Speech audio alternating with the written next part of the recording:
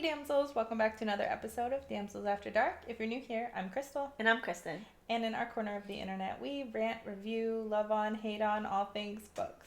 Today we'll be reviewing The Teller of Small Fortunes by Julie Leong.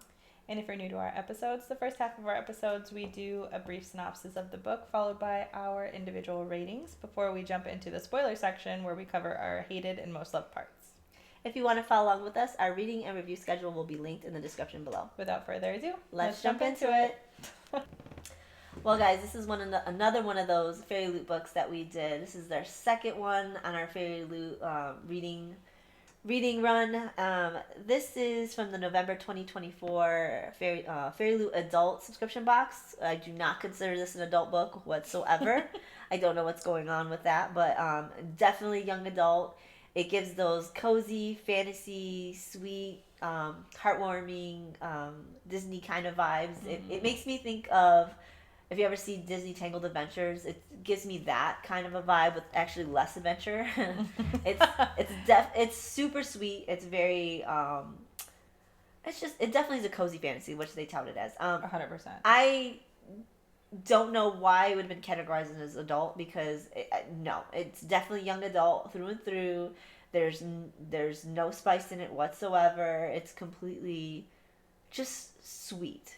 Yes. That's the best way I could put it. It's heartwarming and cozy, sweet. heartwarming. Hallmark type of HEA type of thing.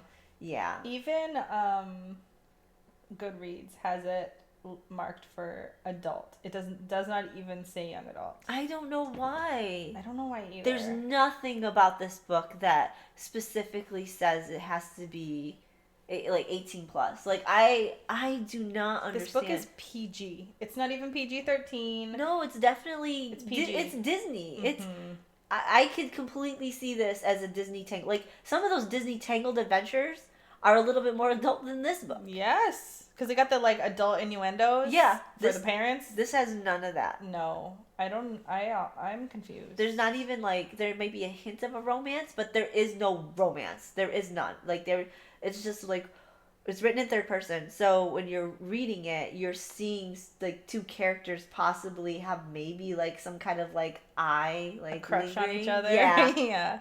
Middle school stuff. In like middle school. Mm-hmm. young adult. Like there is no, like, yeah, I don't understand. Which is weird too, because she's like 20 something. She's in her mid 20s, which I'm happy to see a character that's a little bit older, but there's no like reason. There's no driving force. There's no romance driving force in this book whatsoever. No. It's completely about we can get the summary. Yeah, so it's completely about this young woman. She's an immigrant to Ishtara, is this land that she came from, or that she is currently living in. This is another one of these books that I'm just like not going to say too much of the names or the titles or things because I can't do it. But yeah, she came from another land, and she's an immigrant here, and she is the stepdaughter of the lord of this area. I don't know that he's a king. I think he's just the lord. He's just a lord. Yeah, so she's a stepdaughter of the dude who's the lord of this. He tries to sort of indoctrinate her into the culture because she doesn't look like everybody there. Neither does her mom, obviously. And to flee from this and him wanting to put her in the Mage Guild, or her needing to be in the Mage Guild because she has some powers she can tell the future. So which isn't a spoiler, obviously, because the title says it in it. Anyway, so she can see in the future she doesn't want to be recruited into this Mage Guild, and under the oppression of her stepfather, she finally decides that she's going to break out on her own. So she then travels across the land, the kingdom, doing small fortunes for people. So she's got this wagon, she's got this mule, which I love this. And she just lives her solitary life, traveling from place to place, and she tells only small fortunes because she doesn't want to grab the attention of the Mage Guild so that they'll know where she is. And also, she has some personal reservations about telling bigger fortunes. And she's really smart in that she only stays in these areas for 1 or 2 days max. She does her cute little easy fortunes. There's something like, oh, you're going to get a green shirt in the future, or oh, you're going to stumble upon, I don't know, a fucking pocket of coins or something just really small. And then she moves on with her life. And during her journey, she comes across a little band of people. She's got 2 dudes she finds. She finds a girl. And then one of the dudes is missing his daughter. And so the main focus for a long time becomes them trying to look for her daughter because he believes that she's been taken by a band of bandits. And she's like 4 years old or something like that. Yeah. And so they're doing that for a while. And also we encounter a lot of racism through this because she is an immigrant to this land, and it's very obvious that she doesn't look like everybody else around her. And so as she's going from place to place, we see a little bit of that play into how people treat her, and also the fact that she's telling fortunes. So we get to see all that. We get a taste of everything about that. And like Kristen said, this is kind of a cozy found family situation. So obviously the band of people that she's traveling with become a little bit more integral. That's not the word I'm looking for. The people she's traveling with become more and more important to her and into the story because they start off as strangers, they end up as found family, and so it's a great, wonderful, little adventure through the countryside in these small river town villages. It's great, but that's essentially what it is, and you find out. There's not too many big reveals happening or like betrayals or secret situations happening or like our last book, complete change of a plot. It's all pretty much linear, and that's what it is, just following this girl around town looking for a kid and telling small fortunes. It's pretty sweet. Yeah, it is pretty sweet, I'm not gonna lie. But yeah, that's pretty much all of it, and we can just, if you want, jump into our individual ratings. Yeah, that'd be great. Yeah, yeah. There's not much to say about. No, there isn't. That's pretty much it. Do you want to go first? Yeah. So I give this book a 3.5 out of 5. Because I was pleasantly fucking surprised that I liked this book. I thought it was boring in the beginning. I was having a hard time reading it because I was going through the morals. I'm like, no, not again, not another boring book. But so I think it was the first few chapters I was super bored. But I think it's more so because I wasn't giving it a fair shot. I immediately was reading, I was like, there's nothing to this fucking book. There's so so bland. But it's just because it's not my typical read. So I forced myself into getting into it. And then I found myself not forcing myself anymore. I found myself actually thinking it's really sweet and cozy. And I'm like, I don't really like this book. Why am I having feels for it? But I did like this book in the end. I don't want to say I was mad that I liked it, but I was kind of like, do I like cozy fantasies? I know I don't. I have to be in the mood for something like this. And I'm going to be honest, I rarely ever am in a mood for something like this book. But I didn't want to knock it because it's not my style. Because in the end, there was nothing for me to hate on. Mm-hmm. So I was like, why would I rate something? I ended up enjoying it in the end. I thought it was cute. I had no ill about the book. So I'm like, why would I rate it low because I just didn't find nothing of it? I was like, no, that's not right. I feel like people who genuinely like these Hallmark, HEA, sweet, cozy books, this is definitely for you. Oh, it hits all those right spots. It's fucking great when it comes to that. So I'm going to give it the praise that it deserves.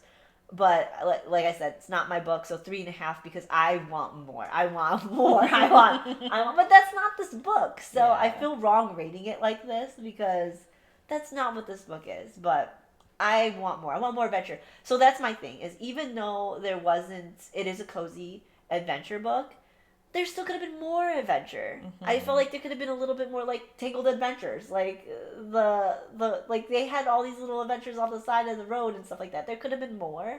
I felt like there could have been more impact with the townsfolk. Just a little bit more. And I would have given it a 5, even though it's not my typical read. I just felt like there was just a little bit less than I would have liked. But I love the ragtag group of people. I love that there's a fortune teller. I love that there's a mercenary. I love that there's a thief who's a former thief. I love that there's a baker who's a bad baker. I love that. It's so cute. I love that the plot was a very small plot. And it started off being something about her, and then it ended up being about the group as a whole. I loved the shift in dynamic of how she was a loner to now she's with these people that she considers family and best friends. I love that transition. The story progressed, even though there was nothing there in the story. There ended up being something there, and it ended up slowly weaving into this beautiful story of these people together and unexpectedly becoming like impactful towards each other. I thought that was so sweet, and I love the idea that okay, I like a dark story, but in this I would have hated it if it turned dark because it's about a little girl missing, and I don't want this little girl to have anything happen to her. Yeah. So I was pleasantly surprised that nothing bad ever happened in this book. I usually want stuff to bad to happen in the book, so I was like, no, nothing bad. So I had to keep telling myself it's a cozy fantasy. Nothing is gonna happen. So I was happy to know that the whole time this book is meant to be a cozy fantasy. So even though they're looking for a small girl, and you in your head as a cynical person, you know, if you're reading this, you're like, oh, there's so many bad things gonna happen to this girl. Especially thinking initially that she gets taken by bandits. Yeah, so you're just like, oh no, like you better get that girl. Like, she's been missing for 6 months. Yeah, too. like there's so many things can happen, but just know this is a cozy fantasy, so you won't have to worry about bad things happening in this book. So I'm gonna give you that. Because, like, I don't want you going in this, like, there's a little girl missing. Like, most people are going to be distraught. But, like, no. Just know, nothing bad. It all works out. It's an HEA. Cozy through and through. So, heartwarming. No. Oh, yeah, okay. Let me go back a little bit. Remember how I mentioned that I do not like Found Family and all the other, like, episodes prior to? This Found Family is the best Found Family ever. I'm like, 100%. Like, yes, please make this a Found Family book. Yeah. This is what a Found Family book is meant to be, is in this. Yeah. So, all cozy fantasies, I believe, should be Found Family now. Like, I don't read cozy fantasies, but this, I just need that in my life now. 0 out of 5 smut, no sexual tension. No, I don't want that in here. I'm glad there was no romance in this book. I think it would have ruined it. It would have. So, I'm 100% against romance in this book. 100% against smut in this book. If there would have been a random smut scene, I would have been like, what? Ew, like, yeah. no. I'm so happy that there was nothing in this book. So, yeah, just understand that we don't need that in a book for a book to be good or even well-liked. So, I'm glad that there was none of that. There was, like I said, a little slight, subtle, like, crush on characters in this book. You know, two people kind of like giving those glances, but that was it. So, and I'm happy for that. But those are my ratings. Yeah, I agree with Kristen. I gave it a solid 3 instead of the extra bump, only because I did find it hard to get into this book, and I almost want to blame Immortals for this. Yeah, no, I do too. Because it's like you come from a boring book, and then this one, it never really picks up. It maintains its pace, and so because of that, for the first couple chapters, it's like, this is boring, I don't care about this. But coming from Immortals. Yeah, but coming from Immortals made it worse, so maybe I should give it a 3.5, but I was bored for a good chunk of this, and I can't, for whatever reason, that's my experience, but it was so charming. Like, the adventure is charming. Her, as you learn more about her, things are really interesting, specifically about her, like how she uses her powers, how she described picking and choosing how to read people's futures. There's also like an older lady whose future she reads, and so we see some like happy fortunes, and then her also having to deal with sometimes their sad fortunes that she has to give. She has like a really strong moral compass of remaining truthful and all of this, and so like her as a main character, I really liked. I had a lot of respect for her as a main character. She never felt childish. She never felt annoying. She was always level-headed and like has had a really good reasoning for why she did the things that she did, and like learned from her experiences and sort of called back to those, like, this is why I don't stay here. This is the lesson I learned in this town, because she really is a stepdaughter to a noble person who ran away and found out how to live on her own.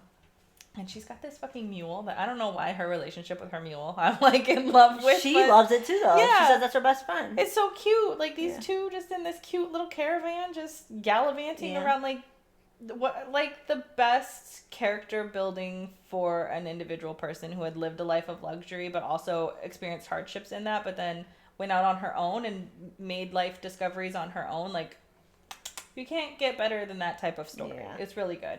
And then all of the people who join in, like Kristen said, the 3 other people, great. Like, it's a great band of people that come together, and every one of them are really great.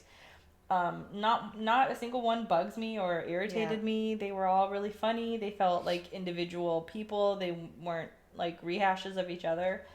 I really did like that. But overall, yeah, it was just cozy. It reminded me a lot of like if I were to have been playing a Switch fantasy game, this is the feels that I would get, because it felt like they had random quests that they went on. Really random. And it was like this feels like a like I'm playing a video game is the vibe I was getting the entire time. Like, oh, somebody runs up to you and, hey, I need you to go find this underneath the mountains for me. And I'm like, okay. And then they go and they do, like, I loved that. It was perfect. But I also really did like the underlying themes of this. Like, she has some issues with her mom, and then her and her mom have to work things out, and those felt like real authentic issues. I loved her outlook and her feel on like joining the guild, and how her reasoning for not wanting to do that felt like a realistic, authentic reasoning. Also, I had mentioned it in the beginning, but I liked the subtleties of racism that were through here. I don't want to say that like I liked it, but I like how it was depicted. Because she was very obviously like, she had Asian features in a world where there was no Asian people, because she came from another land. So she was regarded differently that way. Like, there's like a tavern person who was like, I don't want your kind, because your kind do this and your kind worship this god. And that really felt authentic, and I liked that. And then she has her people with her now. And so the dynamic of how she was able to handle those situations was good. Like, I don't know. It just made me feel good about reading this in a way that like felt real in a cozy setting, but it never felt too heavy. If that makes sense. So I like that. I did also like the like crush situation. Like, it felt just perfect, like where it needed to be. Like Kristen said, didn't need to be anything more than just like, oh, will they, won't they, on the most subtlest level possible. The crazy thing is the chemistry with their subtleness was still more impactful than the subtle romance in Immortal. 100%. I was like, I don't understand, but I felt their chemistry more than I felt the fucking chemistry in Immortal. 100%. Yeah, I did. And yeah, no, you're right. 100%. But yeah, I mean, that's pretty much it. It's a short and sweet little adventure, and it does have the found family that does work. Because generally found family is kind of boring, but they should only always be cozy. And when there were some parts too where like you thought maybe they would like break up, not for like any malice, but like the adventure for that situation had ended, and it was like I felt sad. Like, oh no, are we gonna lose this? Are you going home now? Like, please don't. I like you. Please don't ever split up. You guys always need to be together. There's a whole bunch of those parts in the book too where it's wondering, because it without having to give too much, they just like happenstance together. It wasn't like they made a pact that we're always going to be together. They never made that pact in the beginning. So it's like at any point in time they could split. So you don't know if that's going to happen. You don't know if they're going to break up. You don't know. You don't know any of that. So it's like you're reading this and you're just like, oh, but it's all in the feels. This book is all in the feels. Now I'm starting to wonder when they say cozy if it just means it's all heartwarming, because if that's the case, I might have to pick some up when I'm in a mood. Yeah. Like, they might be the good buffer from my really down books like Manacled. Or Leave Me Behind. Like, I should have read this after Leave Me Behind. Yeah, I would have definitely been happy to read this after Leave Me Behind. Yeah. So yeah, these are good palate cleansers. Get you ready for your next book. Because it feels good. Yeah, and it was short too. It was like 300 something pages. Yeah. And it's spring now, so it like really went with the like birds singing. The sun is out. Yeah. I actually, this might be my only 3.5 book that I might reread. On a day where it's just like, I need something sweet. This is gonna be that book. Yeah, it was good. I didn't love it, but I also didn't hate it. Yeah. So that's why I gave it a 3. It was a really good book. It was super heartwarming. It was cute. I would recommend this one though. I would recommend this, but I probably wouldn't read it again, which is why I gave it a 3. Yeah, I feel like I would only recommend it or only reread it if I was in a mood. Like, you have to be in a mood. But, like, I kind of want to reread it again because I didn't give the beginning a fair shot. Same. I really didn't. I was completely out of it. I was just reading it to read it, and I think it was like a good 5-6 chapters that I was just not into it. It was up until she met them, the two. Yeah, the two. I don't even think I was really interested in even in that. It was Silt, I think his name is Silt, and Mash. Them two actually kind of started getting me into the book. Yes, but it still took a little bit, so I don't think I gave it a fair shot. So just know, please give this book a fair shot. It's kind of boring in the beginning, but just definitely give it a fair shot. Don't be like me and regret the decision, and now I want to go back and read it to give it a fair shot, because yeah, but it's good. It's a good book. it is. And another thing I forgot to mention for my likes, I like the subtle fantasy in here. Like we've got trolls under the bridge, we've got phoenixes, but it's never in your face. No. Like we're dealing with just peasant people in the Riverlands. We're going village to village, and we're dealing with humans with this subtle, she could read magic. Yeah. And then this like guild of mages, and like the mages are, as you would expect them to be, like rich and wealthy and landowners, and they work for the crown. So I liked all of that. Was really good. Like the subtle magic of like a typical magic world. It reminded me a lot of Elfhame, or Elfham, or whatever.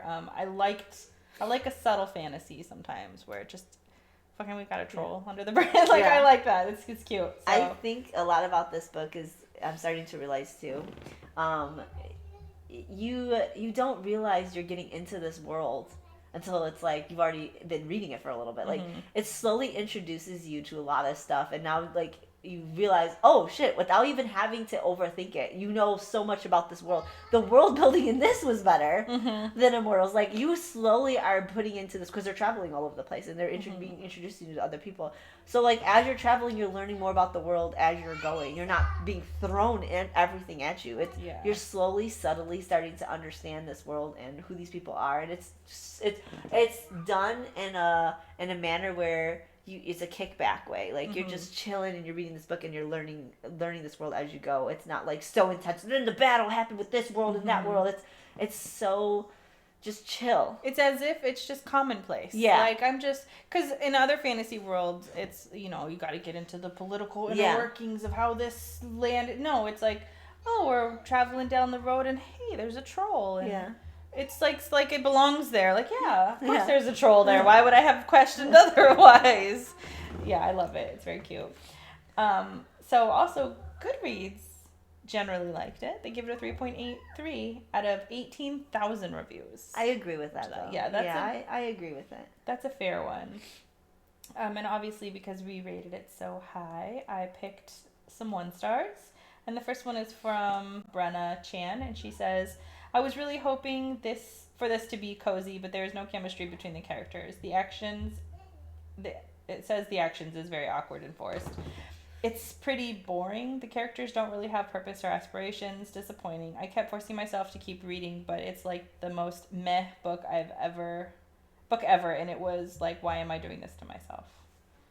Which, I mean, I don't entirely disagree. I could see how that's the case, but I genuinely liked it. And I did think there was chemistry. The characters I thought had chemistry between each other. Yeah. Like the appropriate chemistry that they needed. Not too much. I guess unless you're really believing this to be an adult book.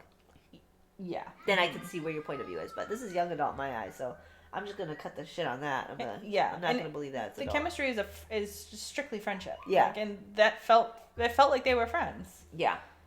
The other one is from Maddie, and they say, life's too short to finish books we don't like. I want to love this book so much. It had so much potential to be cozy and magical, but with how much Tao and her friends travel, it left me with little plot to hold on to.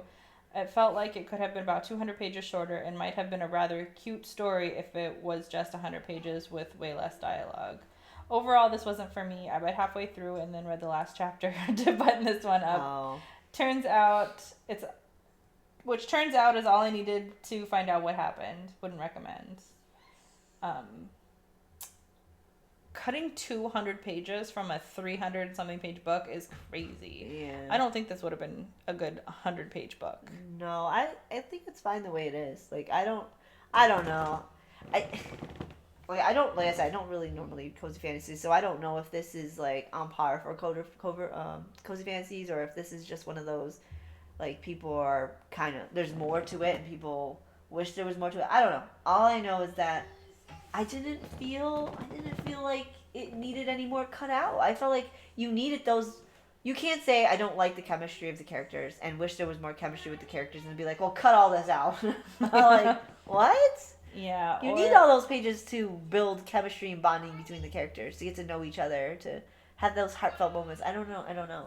And she did say that it left me with very little plot to hold on to, but I feel like the plot was sort of... I mean, I think the main plot was Tao's journey, which was to go place to place. But then we get the journey of finding the daughter, which becomes sort of the main because issue. after a while she handles her thing, and she grew as a person to care for the people she was with. I don't know. I felt like that was character development, and that was the plot, because yes.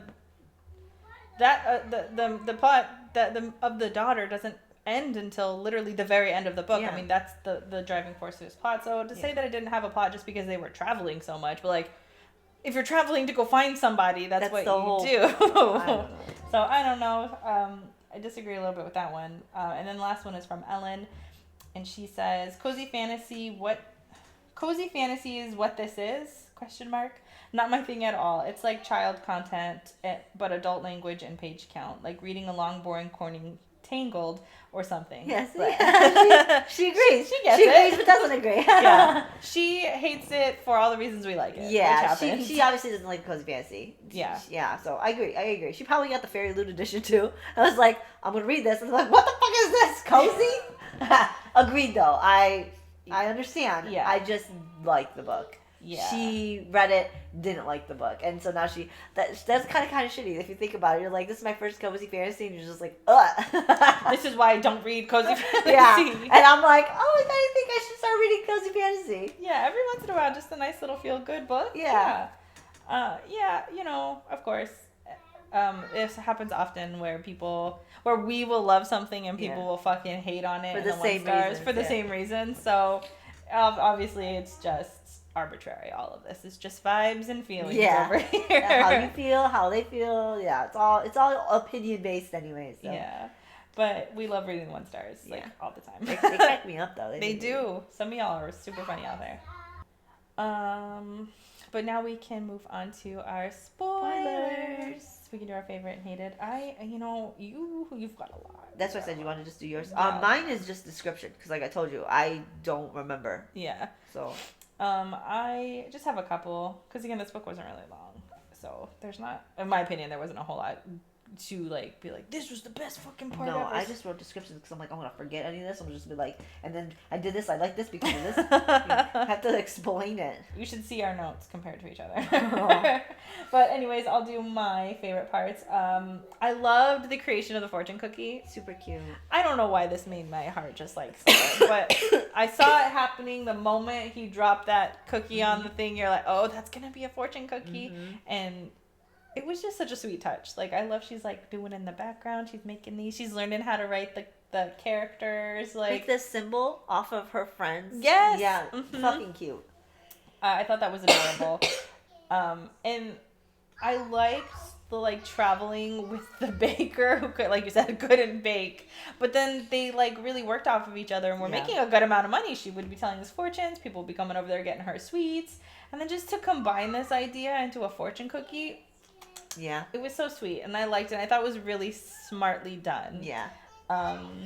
Another thing that I love is this random they're like leaving this, I think this was when after the like mage finder comes and finds her. So now they're like they're like going into towns really quick, trying not to make a whole lot of noise. Because they're on the way, or they're looking for Mash's daughter. So they're just kind of popping into towns, asking questions, and popping out. And in one of these towns, they pop in, they're getting out, they're like, is that dude on the road in front of us, like, waiting for us? Yeah, he's creepy. And he's just standing there on his horse. Hi. Yeah, and he comes sauntering on up, and he's like, hey, you're a maid, or you're a fortune teller. You tell fortunes. Awesome. You're a mage. Look at that fucking mace you got there. That's real cool. And he's like going down the list, and he gets the girl, and he's like, who are you? I forget her name. But she's like, oh, I'm a baker. And then this whole interaction was fucking hilarious. It reminded me of a literal quest. Like, some dude just walking up to you like, hey, I have somebody who pays a lot of money for some cool treasure. I don't know what it is, but if you want to go into this forest and go look around, I'm sure you'll figure out what it is. I love that. That was so funny. Like, it was just so funny that he's like, I could tell you guys are like a band. Like, I'm looking for a band just like you. Of just random people who have all of these skills that just work so well together. You're exactly what I need. Go into this forest. I thought that was just hilarious. He actually knew who they were, though. Yeah, and then he did know who they were. Yeah, specifically who they were. And obviously you find out later because apparently he's not supposed to be doing that. He's not supposed to be doing that. No. And also, like, there's, like, mages who go out of their way to, like, intercept other mages. Yeah. So there's some political workings in the Mage Guild, apparently. Yeah. But on top of this, another part that I really liked, so after he kind of recruits them into finding whatever the treasure is supposed to be, they go into the cave, which I just think is so funny because why would they think that they were going to go into some random fucking weird-ass forest? The lot of them, with only the one, maybe the two dudes I could see. But, like, these other two girls coming in here, I don't know why they thought they were going to go find this treasure. And, like, be okay with it. Well, they really wanted, because he was supposed to help find his daughter. They were supposed to want to search. So they're like, fuck it, let's just do it. Anything to do it, yeah.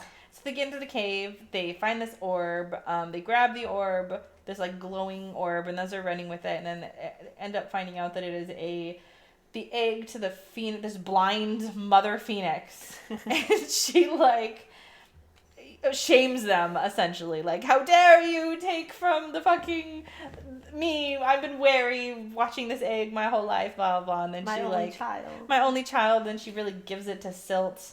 Yeah. Like, she talks bad shit to Silt. She's coming. He's holding it like frozen, and she's like, "You're a thief. You're always gonna be a thief." Yeah, she talks to me. How dare you take my child, you piece of shit? Yeah.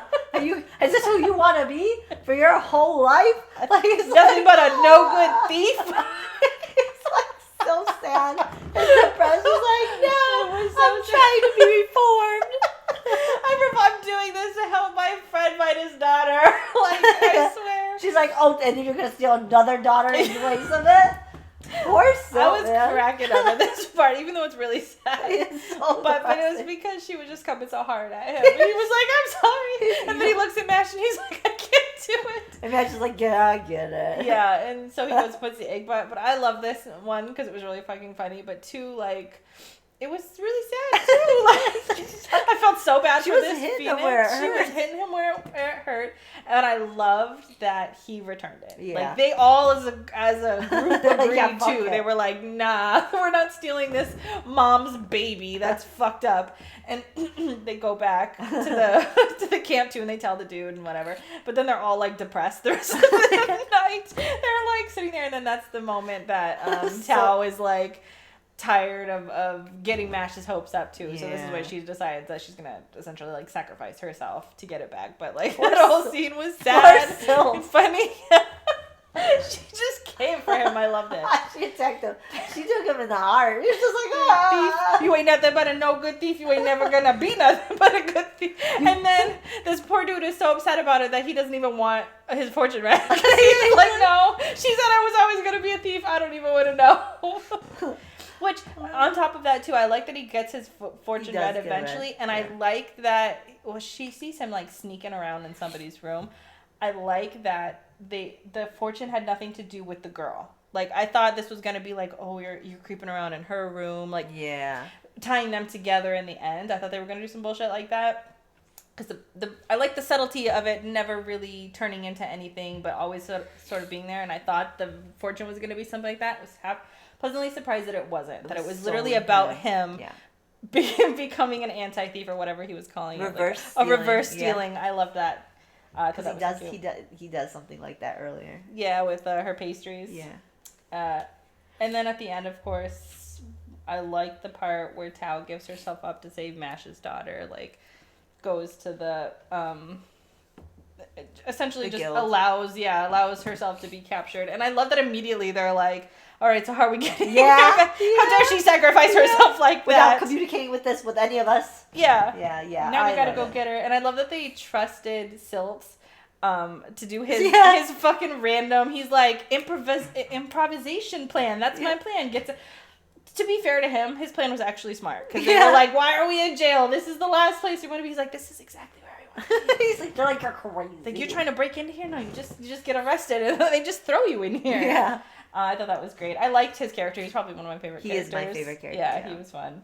But those are my favorite parts, and I have no worst parts.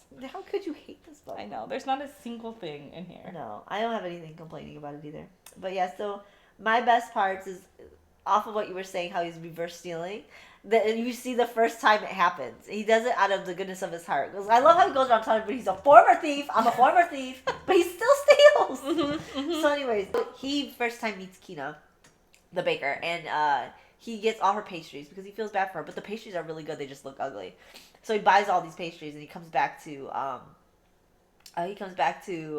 her name? I can't fucking remember. Tao and Mash. So he goes back to them. And he's like, look at all these fucking pastries I have. They're delicious. And they're like, oh, and they eat them. They're like, oh, this is great. He's like, what are we gonna do with all these though? Because it's like a whole fucking tray of them. Mm-hmm. And they're like, well, why don't you just start giving them out? He's like, well, I can't do that. She'll know that she'll think I don't like them. I don't want her because he's like really likes her. And so, anyways. They're like, well, why don't you just like subtly give them? He's like, genius, reverse stealing. So he's like secretly putting them in people's bags, and it's so funny because like a passerby is walking by or whatever, and they're like, and when I reached into my purse, there was a blasted berry turnover in it. It's so fucking funny to me. Yeah. He's like, yes, I'm doing good.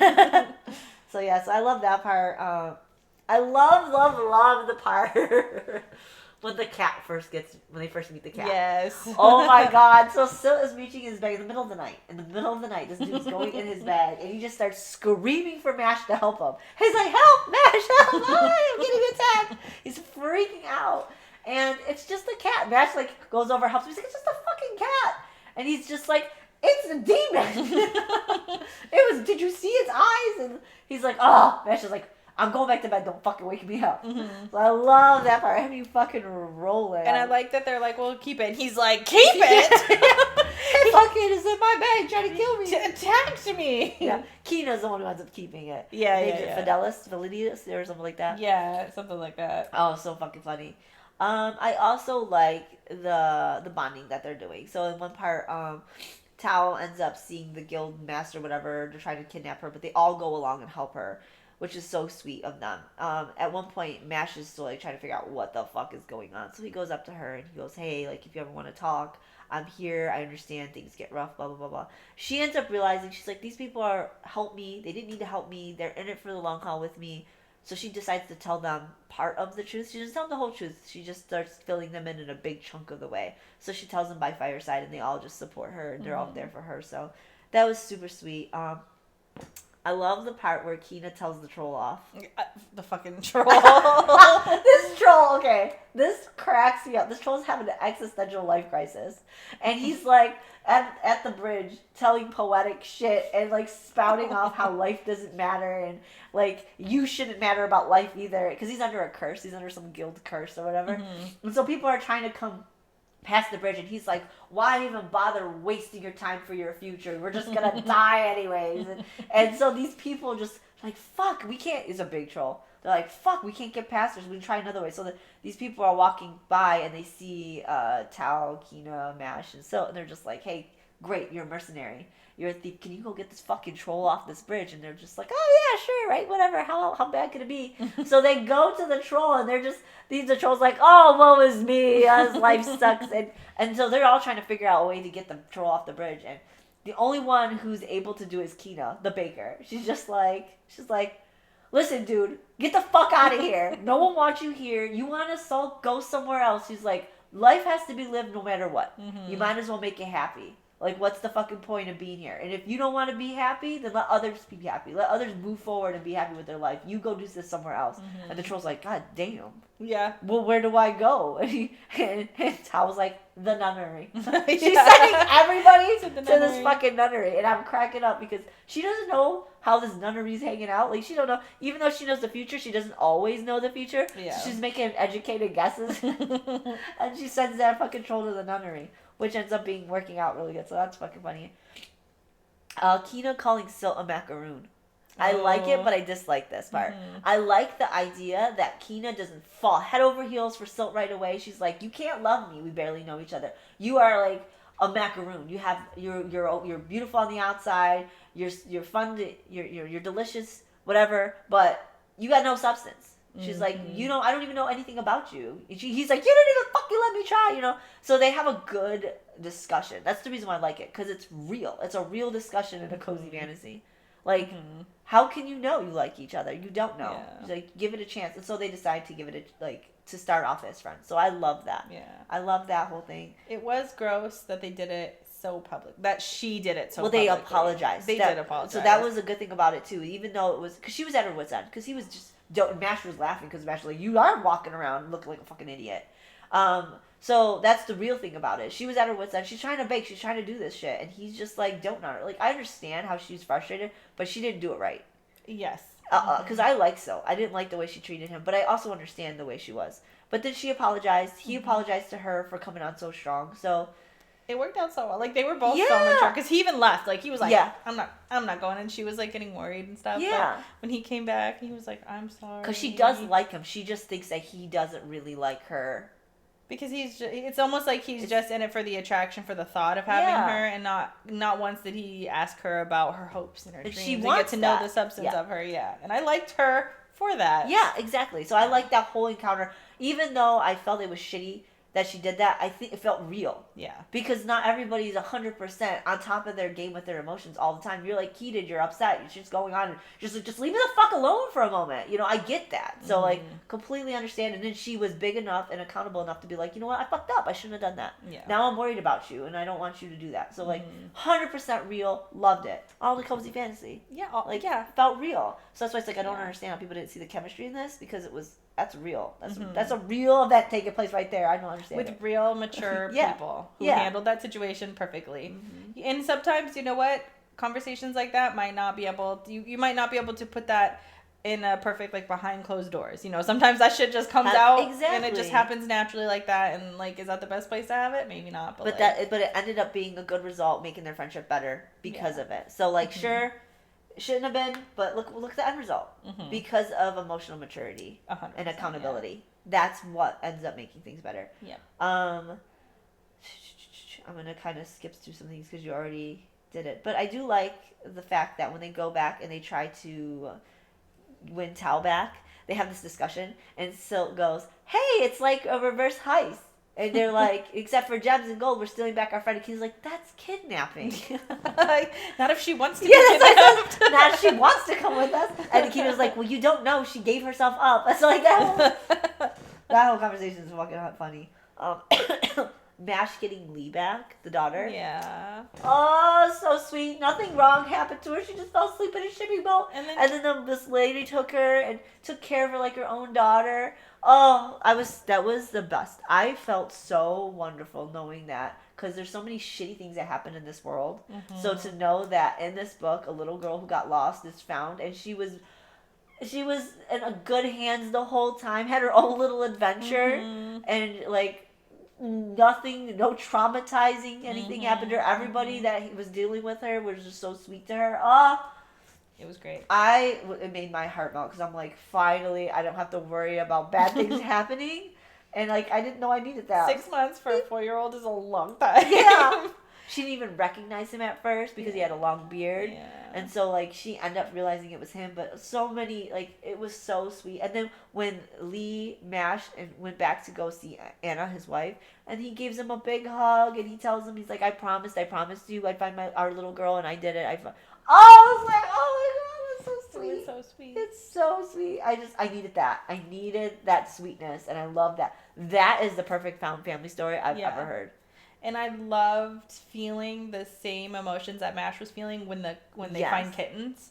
I was there with him. I was like, at any minute, we're going to find this girl. Yeah. Any minute. And then they, when they pick out, she's like, that one. Tao says, that one. That's the cat. And then she looks at him, and they, both break down. I'm like, oh, my God. Yeah, they couldn't find his daughter. I know. I was feeling that whole thing. Yeah. I was so sad. The idea that the cat was found from silt, and that they had babies, and that's the whole journey. It all perfectly tied into a bow. It was all the emotions.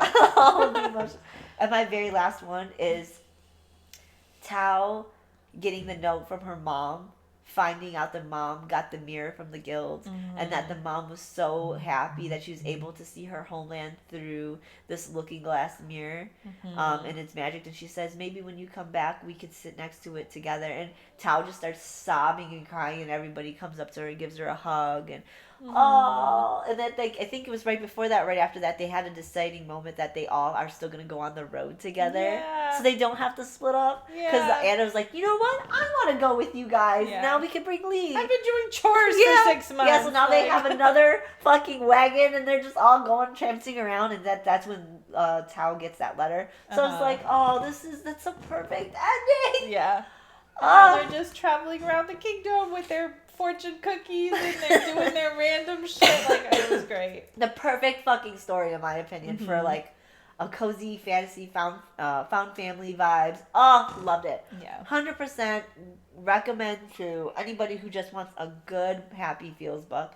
Recommend 100%. So like, I can't think of anything wrong with this book. I have no, other than I want a little bit more adventures. Yeah. I would have been fine with little adventures here and there. But like I said, I do want to give this story another read, just because I feel like I did it a disservice in the beginning and didn't give it all of my attention and love. But yeah, I mean, I think it's great. Even the racism aspect of the book was done was done well, because that's an issue. I feel like this book dealt with a lot of issues, but didn't do it heavy. Like you said, it did it just lightly enough to where you could still have the good feels. Because in the beginning, everybody was pointing fingers at her, talking shit about her, but then at the end, you get this one spot with the epilogue and stuff like that, where everything pieces together, has nothing to do with the group. And I love that too, because it's not the queen, it's like the head of the guild was like, no, you are going to respect her. She might not be from here, but she's lived her whole life. She's part of us. She is who, and so they all end up respecting her as a whole and accepting her, even if she wasn't born there. And they, you know, they took her in, and her friends took her in, and even though she wasn't from there and she's different ethnicity, the racism kind of slowly started. That's the good thing about it. Like, yeah, there was racism issue, but now it's like it starts to go inwards in itself, and all those people that this country who hated those people are now in talks of helping the rebels over in the other country. So I felt that was heartwarming too, because they were worried about a war that was stemming, but they end up realizing it's a civil war because they're going to go against the shitty people in their land. So that's cute. That was even done well. So I loved how that racism aspect was shown, but it was also shown that it could be better. Like, people can be better. And also the people that she was with all stood up for her. Like, when the mercenary, or when the tavern owner was talking shit, they were on her back right away. And also, like, Mash takes her to this temple because she's just curious, and she's like, well, I could never go in there by myself. Like, look at me. Yeah. And he, like, takes her in, and they have a light religious conversation about the temple and the worshiping there. He explains it to her. Yeah, totally, like, fairly, like, no judgment, or not judgmentally in any way, just like, here's what I think, here's what I believe, and she brings some information to him too. And so you're handling these deep conversations very lightly, but still making a point with what you're saying. And that was done in a cozy fantasy. It was done great. That's what, like, I don't understand. Maybe I need to read more of these, because it lightly touches the issue. It gives you that heart-wrenching, overwhelming, like, sense of, like, oh, you know, this is so great, and there's good people in the world. Yeah, and you, like, especially reading this, like, I'm gonna rip your fucking throat out. I need both of these. I need the opposite ends of these. I'm starting to realize. So but it was great. I'm starting to think I should have rated it higher, but I'll stick with my 3. But I understand. I completely understand. You could still rate a book a 3. Think it's good, because I did. I rated it a 3.5. I still think you could rate a book 3.5, like it, but not entirely be like, oh, this is like the best book I've ever read, because it isn't. This is not the best book I've ever read, but it's the best cozy fantasy book I've ever read. Yes. But it's also the only cozy fantasy book I've ever read. So. And I would keep it on my shelf. Like, this is a book that staying on my shelf. I liked it. Yeah. Like you said, it's just not like the favorite book I've ever read. No. So that's why I feel like there's better books out there that I've read. There's better books. There's books I've read that I will reread. This book I will probably read one more time, and that is probably it. I'll put it on the shelf, and I'll look at it and be like, oh, this is so sweet. Yeah, you know? Look at it, I'll smile, think I'll back at it and be like, oh, that's so sweet. And then I'll recommend it to people, and I'll never read it again. Yeah. But it was cute. It was a beautiful book. Yes. Rainbows. But this is probably the only, what is that, HEA book that I like. Agreed. This really is. So, like, anytime everyone's like, it's happily ever after, this is the epitome of a happily ever after. Yeah. I never thought I'd say I'd like these books, but I apparently like it. Because we read some and we were like, this is trash. Yeah. But this is perfect. This is a perfect happily ever after book I've ever. It's definitely a Disney book. If they made this into a Disney show, I'd be like, yeah, like, it makes 100%. sense. Yeah. I still am getting like Pixel Junk Monster, or that's not the right.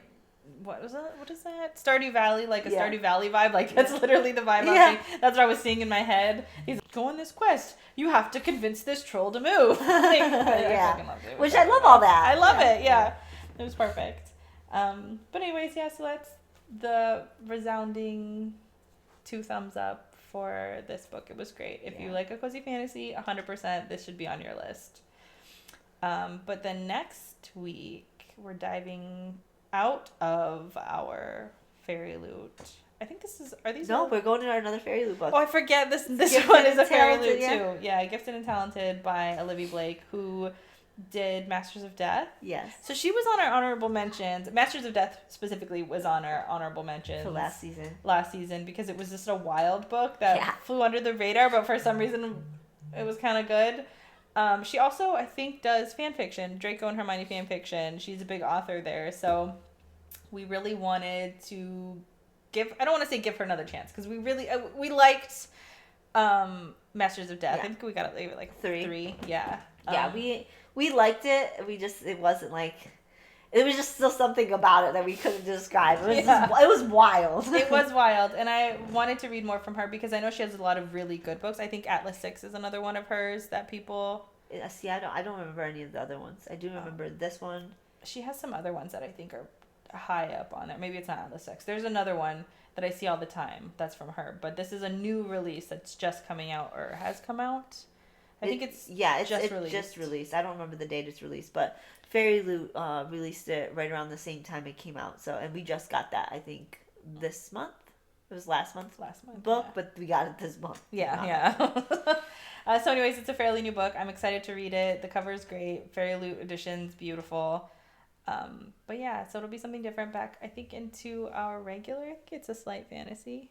I don't know. I want to say it's very, very low fantasy. If it is low, slight. Yeah, something like that. Yeah. But anyways, so if you are interested in reading with us, you can follow us on our link below. We have a reading and review schedule. But yeah, so we will see you guys next week for Gifted and Talented. Bye.